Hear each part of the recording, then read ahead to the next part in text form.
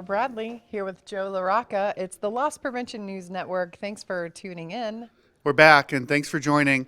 I think in a number of different video segments where you see Amber and I talking about different technologies and different conferences with different MCs and special guests, we kind of miss each other's thoughts sometimes about how do we actually approach the loss prevention conferences and what technologies do we look at and how we think about the business outside of being on camera and all of those things. So I'll start. Me Okay. personally, I make a list long before I come to the show. I think about, actually, back in January during the big show, I make a list about what the operational technologies are.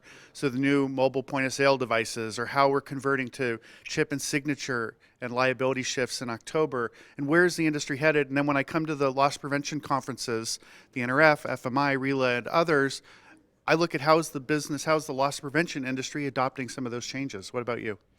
For me, it's definitely from a overall view of how solution providers are marketing themselves within the industry. I like to see what's new and exciting and different because you have to uncover all the marketing speak to really understand exactly what's new and what's in it for the retailer, which I think is really interesting. So like yesterday, we're walking the NRF Protect show floor and I stopped by some booths covering it for the D&D and, just kind of say, hey, what's new? What's interesting? So we found a couple things.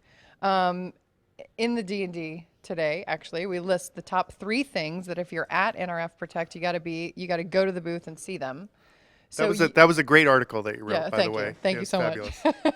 If sheepdogs and standing room only. Anyway, digress. A couple things that I found I'm interested to know your perspective on. One was this RFID technology that's more app-like from Control Tech, which is the company, and it's really interesting because they're segmenting the RFID technology to where if you want their reporting or their hardware or their software, it's kind of a layered approach. So it's like app-like. So what do you think?